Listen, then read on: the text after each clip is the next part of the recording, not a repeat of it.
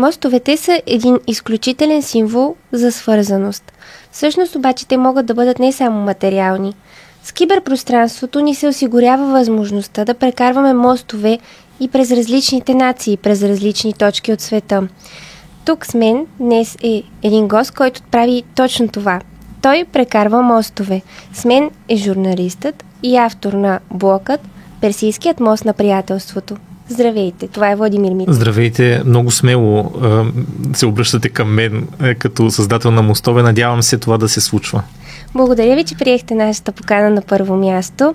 Нека да започнем от там. Какво е това Персийският мост на приятелството? Вие ме поканихте, защото от 2020 година до тук развивам един скромен блог, но мисля с важно съдържание, посветен на Близки изток и най-вече на Иран. Развивам го до някъде, защото така се е случило исторически, че говоря персийски.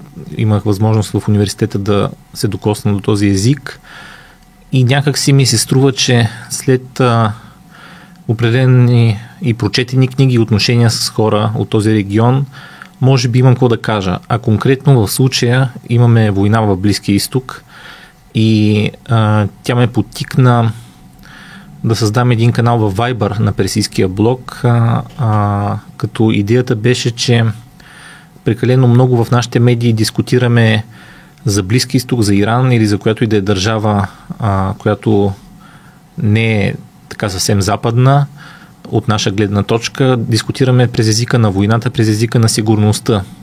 И пропускаме често, че там също има обикновени хора, не всички са военни в тези държави и в нашата държави не всички са военни и може би е нормално да има отношение и да има грижа и мисъл, че ние сме хора, освен че сме някакви пионки или пешки или каквито искате пешаци в някаква безкрайна война. Всъщност какво съдържа точно вашия блог? Ако може да разкажете за хората, които не знаят. Различни статии. Да, той започна, защото по това време се занимавах с една докторантура, посветена на съвременната иранска литература, всъщност на прозата преди Ислямската революция.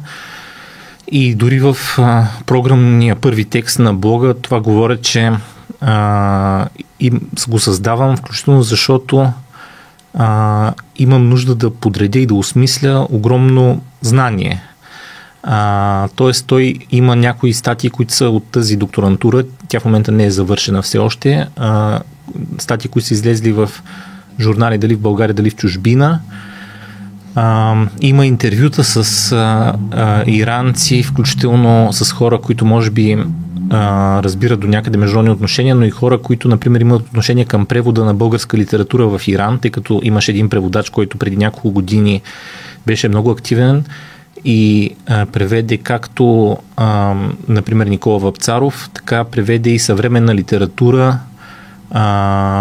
писатели, които, например, Алек Попов има книга преведена на персийски, Мисия Лондон. Така че има някакви връзки, които са и междучовешки, включително на блога има материали свързани с събития в България или в Румъния, които по някакъв начин са свързани с Иран. И има много неща, тъй като забелязвам, че все пак, както споменах, интереса към Иран в немалка степен е свързан с политиката, с международните отношения. Имам статии в този смисъл.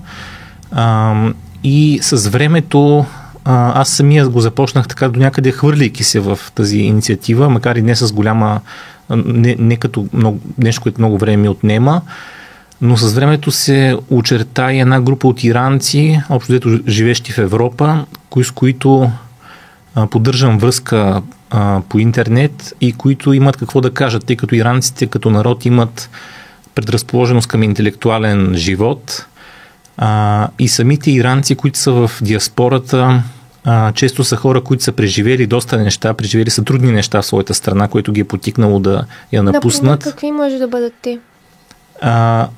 Аз самия не съм разпитвал в подробности, но, например, една от приятелките, бих казал, на персийския блог, една иранска писателка, която живее в Швеция, казва се Рана Сулеймани.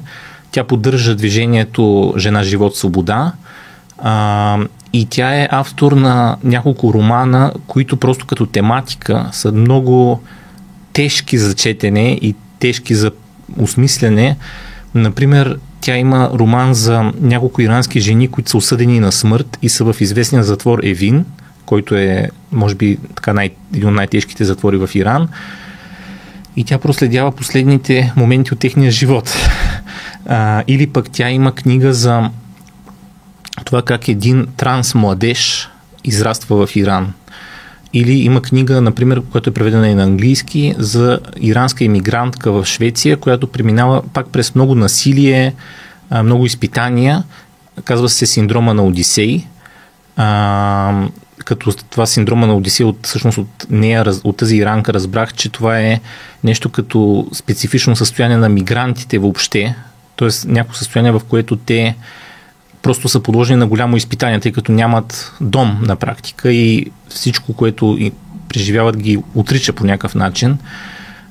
Така че самия факт, че тя се интересува от такива сложни и тежки тематики, на мен ми подсказва, че опита й е бил труден и тя търси осмисляне на този опит и излизане, разбира се, от него.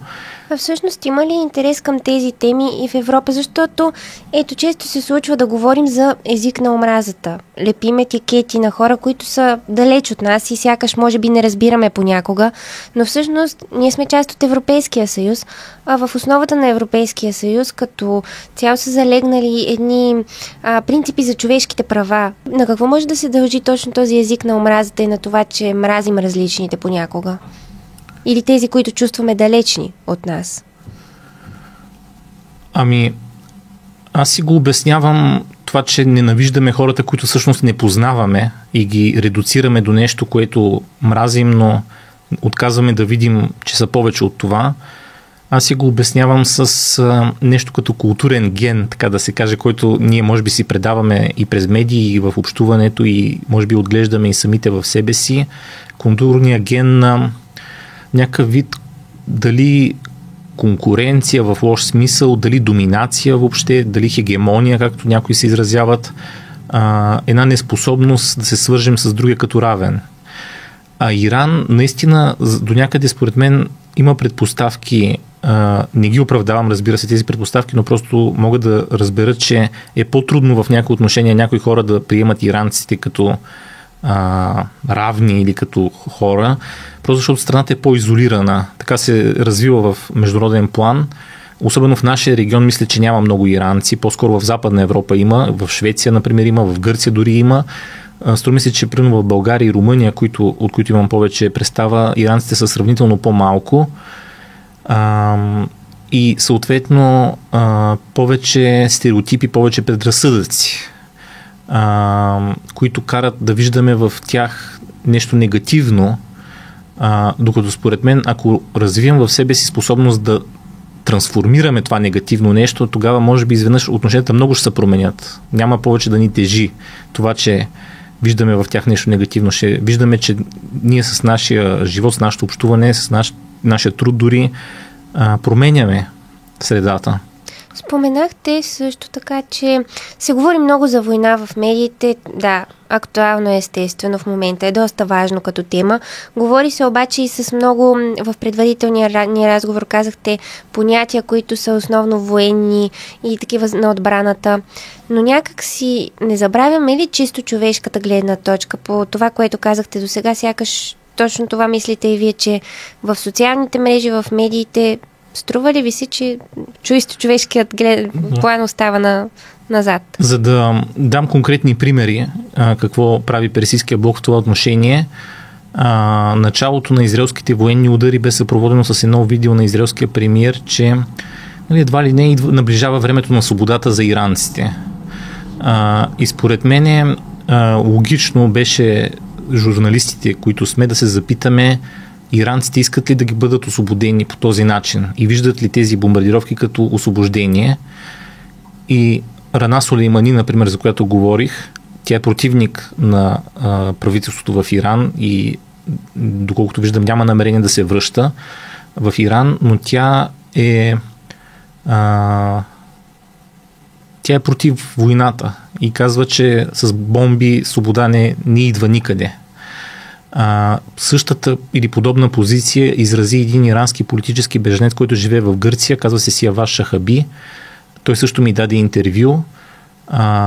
Той каза, че дори е обидно така да се смята, че просто с бомбардировки иранците едва ли не прегръщат тези бомбардировки над своето цивилно население, над своята цивилна инфраструктура, тъй като има и такива, не са всички само по военни обекти. И според мен е важно да имаме ирански гледни точки, като говорим, че иранците са хора, особено ако смятаме, че едва ли не всички иранци са по някакъв начин подчинени на своя режим. Ето виждаме двама души, които са противници на правителството в Иран и те са против също войната. И включително имаше изявление на Иранския писателски съюз. Всеки, който се е занимавал с Иран, знае, че Иранския писателски съюз е водеща дисидентска организация още от времето на Шаха, но и в новото време след революцията продължава тази роля. И те в своето изявление казаха, че тези въздушни удари ликвидират постиженията на демократичното движение в Иран, което през последните години имаше доста протести и защитават и засилват отново тази тенденция, за която говорим, военната. Но все пак, нека да погледнем, защото е важно да има две гледни точки, а до тук говорим основно за Иран. Нека да погледнем, че и Израел имат своето обоснование да правят това, те имат своите аргументи. Така че, може би и при тях трябва да... Какво мислите за тяхната гледна точка? Аз мисля, че и израелския и иранския народ губят от тази война и в момента виждат точно измеренията на тази война, какви щети носят. Загуба на човешки живот, загуба, разрушения на граждански обекти. Аз не виждам... За мен тази война не е просто въпрос на това да вземеш страната на едната страна и да обвиняваш другата, че греши във всичко, пък едната страна е права във всичко. За мен по-скоро е интересно да се мисли как може да се възстанови мира. И според мен идеята трябва да е да спечелят двата народа, а не да загубят двата народа. Така че интереса, аз виждам и на двата народа, според мен, в същината им да живеят в мир. А това, че надделяват военните лобита, вероятно е свързано и с социалните условия в Близкия изток, условията им в международен план, условията, в които са поставени от своите правителства включително. И отново трябва да се работи за това по някакъв начин да се засилва разбирането за иранци, израелци и за хора от Близки изток въобще като човешки същества, не само като някакъв придатък на правителствата си. Добре, обаче има и нещо доста интересно за мен. Защо някакси държавите около Иран в момента се изолираха или пък мълчат? Те все пак са доста близки в този регион, но сякаш не вземат конкретна позиция по темата. На какво може да се дължи това?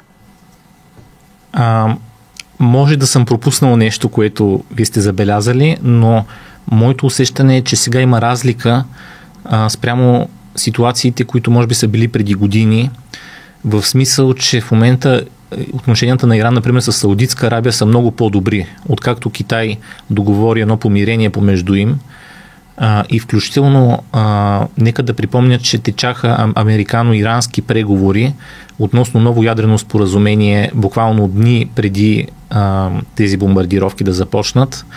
И се търсеше решение в тези преговори на това дали Иран може да продължи да обогатява Иран в някакви граници на своя територия или трябва напълно да се откаже от обогатяването на уран.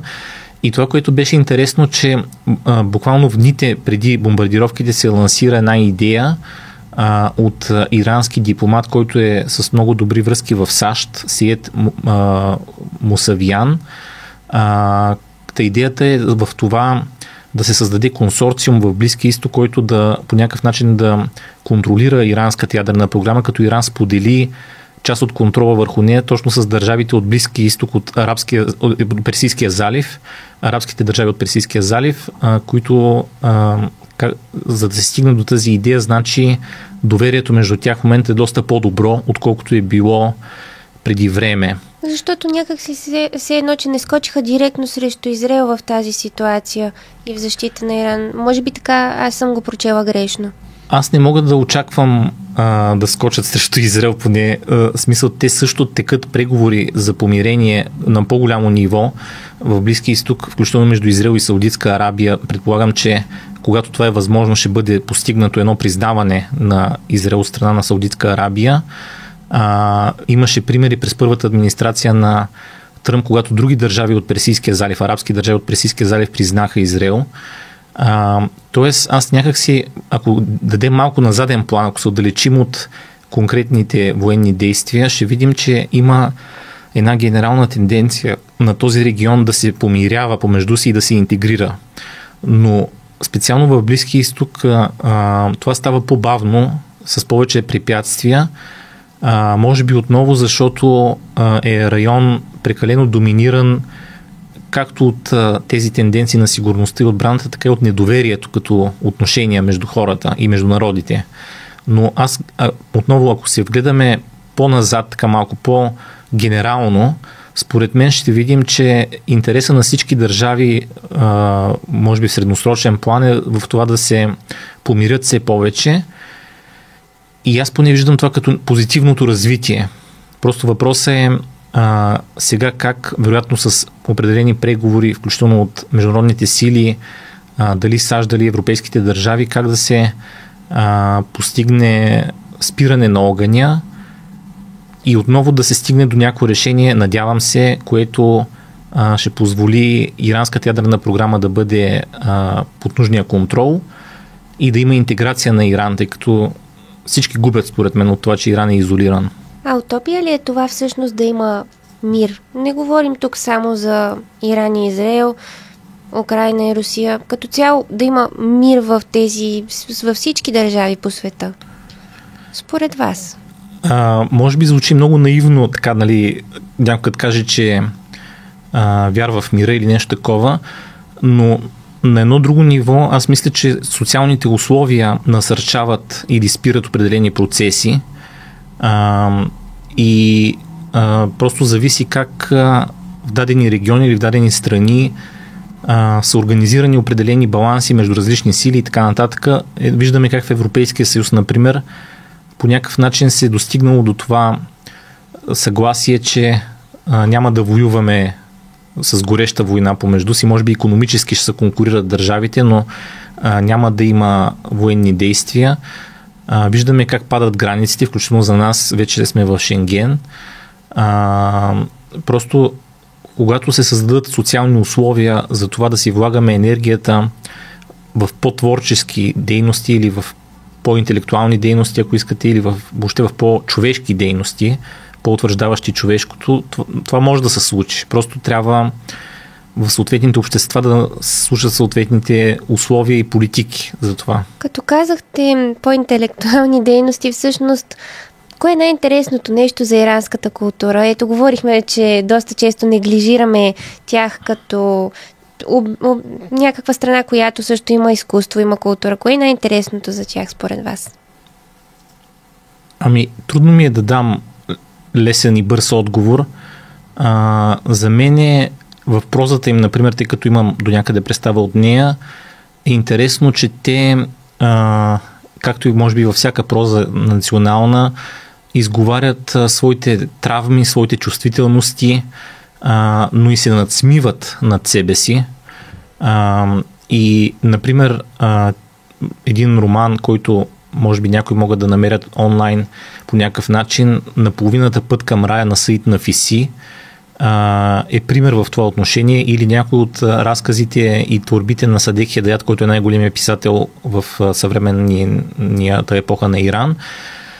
Те са много силно гротескно, бих казал, усмиващи иранските и световните дори недъзи, слабости, и те дават храна за размисъл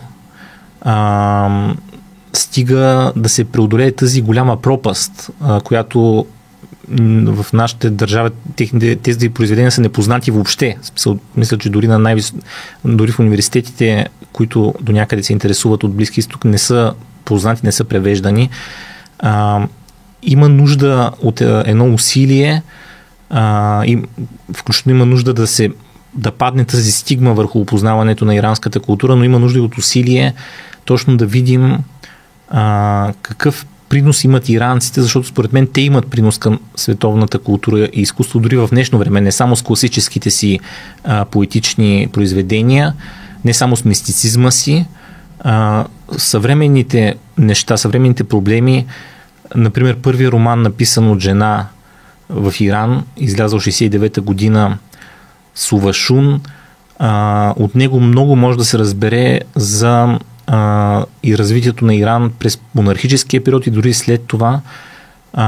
И тази жена е първата председателка на Писателския съюз, за който споменах, че е излязъл с позиция по повод войната.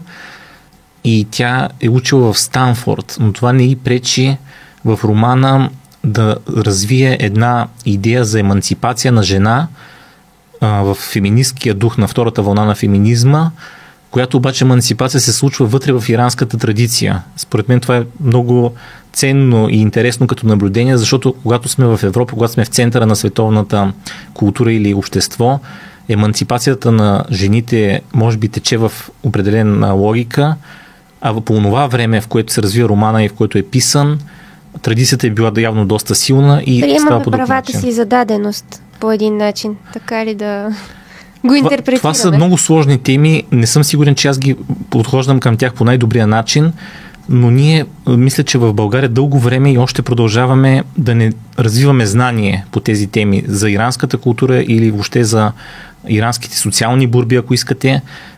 По някакъв начин така се е случило, че нашата държава след 90-та година, което е добро, разбира се е насочила към Западна Европа и игнорирала определени региони в света, а там също текат борби, които са подобни, може би, до някъде и на нашите.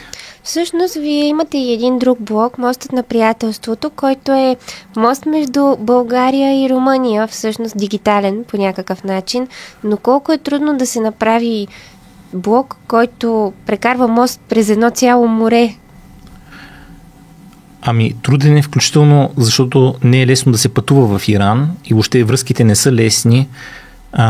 Тоест това, което е Персийския мост на приятелството, е може би едно обещание или заявка в момента, или така все още опит на ранно ниво.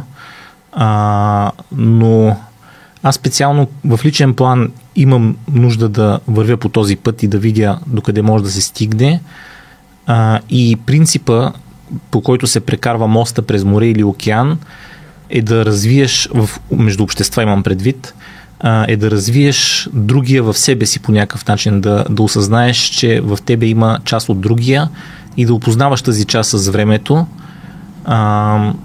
И когато това става без хегемония, без доминация, без по някакъв начин на равно основание, на равнопоставени начала, тогава имаме мост на приятелството.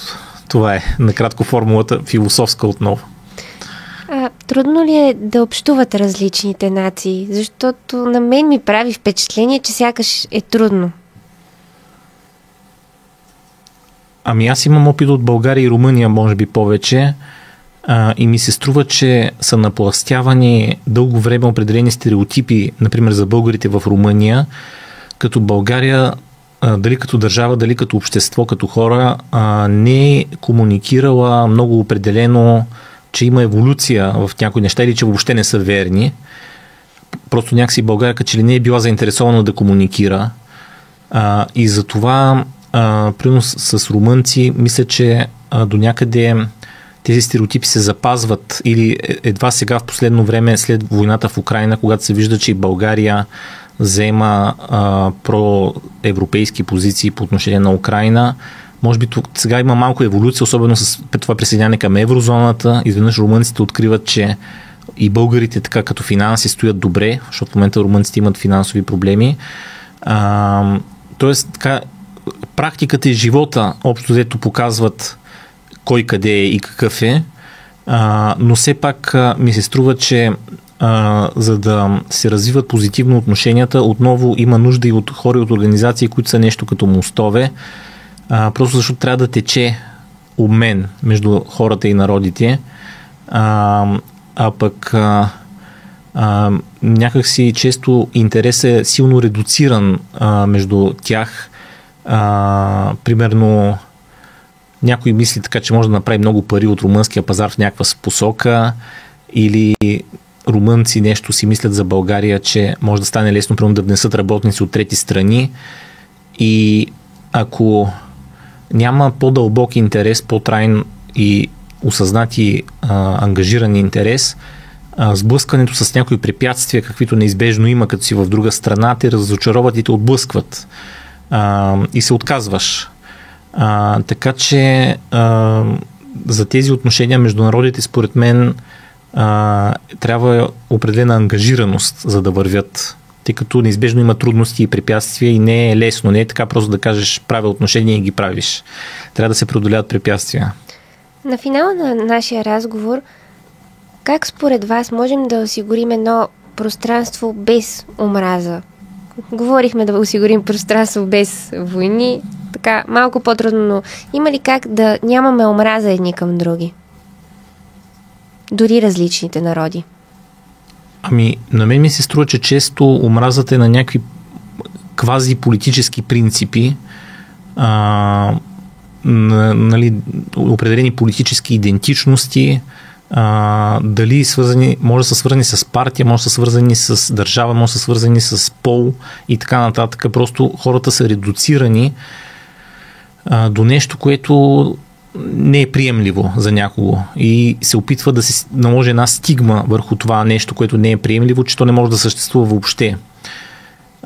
Така че ако някой така насажда омраза, нали, като процес, обратният процес може би да хуманизираме хората, да виждаме примерно в хора, които са с друга идентичност в всякакъв смисъл, да виждаме, че те също имат човешки емоции, които са като нашите, и можем да разберем техните емоции, да виждаме, че те имат ценностна система, която може би също е подобна на нашата и можем да я разберем и така нататък. Просто да откриваме човека и в себе си, и в тях. Това е, грубо казано, решението. Знам, че звучи абстрактно и философски, но може би ситуацията изисква да започнем с нещо изначално като подход. Благодаря ви много за този разговор. Владимир Митев в ефира на Дарик Радио. Останете с нашата програма.